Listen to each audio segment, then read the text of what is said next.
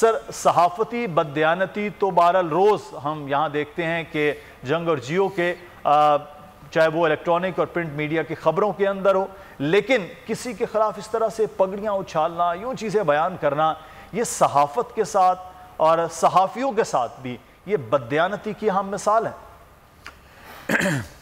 Thank you. یہ بہت اہم مسئلہ ہے جس کے اوپر ہم بات کر رہے ہیں۔ اس وقت پاکستان کو جتنے مسائل درپیش ہیں، اس وقت پاکستان جس قسم کے حالات کا شکار ہے، اس وقت پاکستان جس انحطاط اور جس طرح سے یہ زوال کی طرف ہمیں بڑھتا ہوا لگتا ہے، اس کی سب سے بڑی ذمہ داری وہ اس گروپ پر عائد ہوتی ہے، اور یہ گروپ جو ہے یہ ایک پورے مکمل سوچ بچار کے ساتھ، مکمل ایجنڈے کے ساتھ، مکمل ویل تھاٹ چیزوں کے ساتھ اس نے کبھی نہیں سوچا کہ یہ سرزمین، یہ ملک، یہ دھرتی، یہ پاکستان، اس کے صوبے، اس کے شہر، یہ انٹیٹی ہیں، یہ وحدت ہیں، یہ یہاں کے کروڑوں انسانوں کی ملکیت ہے اور ان کی تاریخ اور ان کا جغرافیہ ہے۔ انہوں نے کبھی نہیں سوچا، ایک چیز ہمیشہ پیش نظر رہی ہے کہ ان کا ذاتی مفاد کسی بھی قیمت پر وہ پورا ہونا چاہیے، چاہے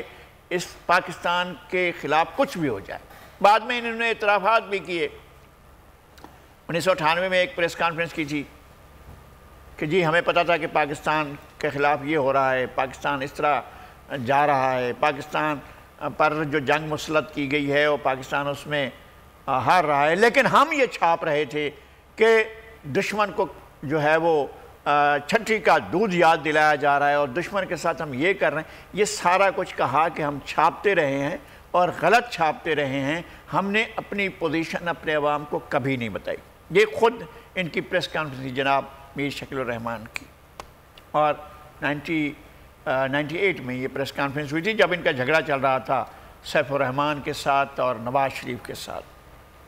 اور بھی بعد میں تو ان کے معاملات ٹھیک ہو گئے۔ بعد میں تو وہ خود کہتے تھے کہ یہ جو ہمارا چینل ہے یہ میاں نواز شریف کے لیے اور یہ PTV 2 ہے، اور اسی طرح سے اس کو چلایا کرتے تھے۔ پھر انہوں نے ایک کام اور کیا کہ جو بھی میڈیا آؤٹ لیٹ آتا تھا، اخبار یا چینل، آپ تاریخ دیکھ لیں، یعنی آ رہا تھا، اس کے بعد اور مختلف ادارے آئے، ان افراد کے خلاف ذاتی طور پر، ہارون لغاری ہیں لندن میں ان دنوں، وہ ان کے خلاف ایک پوری میڈیا کمپین چلائی گئی، اور اتنی خطرناک میڈیا کمپین تھی، لگتا تھا کہ وہ اس کو تہس نہس کر کے رکھ دیں گے اور وہ کبھی بھی سروائیو نہیں کر سکیں گے۔ وہ بھی ایک چینل لانا چاہتے تھے، اور جب انہوں نے دیکھا کہ میرے اوپر بہت بڑی الغار ہو گئی ہے تو وہ خاموشی سے انہوں نے ان کی جاب کر لی، ان کی نوکری کر لی۔ ابھی پچھلے سال یا کچھ عرصہ پہلے، چند سال پہلے انہیں سبکدوش کر دیا گیا، لیکن ان کو چینل نہیں آنے دیا۔ ایک جو بھی اخبار آتا تھا اس اخبار کو مارکیٹ سے اٹھا کر ڈمپ کر دینا، یعنی وہ قاری تک پہنچے ہی نہیں۔ یہ ان کا عام رہا ہے، ہمیشہ رہا ہے، ایک آدمی کو پتہ ہے، تمام لوگ اس بات کو جانتے ہیں، اور یہ جو بھی اخبار آیا ہے ماضی کے اندر، جو بھی اخبار آیا ہے، سب سے بڑا چیلنج ان کے لیے جو ہے وہ فخر ماتری بن کر آئے تھے، اور وہ 60s کا دور تھا، اور لگتا تھا کہ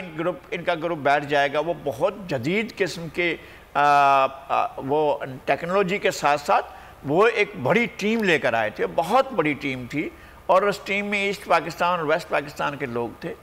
لیکن انہوں نے پہلے تو کام یہ کیا کہ اخبار اٹھانا شروع کر دیا، پھر ان کے خلاف کمپین شروع کر دی۔ فخر ماتری ایک بڑے انسان تھے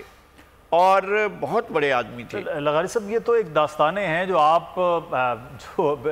پاکستان سے پہلے سے شروع کریں گے تو یہ تو پھر داستانیں ہیں، بڑی زیادہ ہیں، جس کے صحافی تو گواہ ہیں، سینئر صحافیوں کو تو ایک ایک چیز کا علم ہے، عام آدمی جو ہے ان کو بھی اس بات اور ان کہانیوں کا اب تو علم ہو چکا ہے۔ سبسکرائب کریں اور بیل دبائیں تاکہ کوئی خبر رہ نہ جائے۔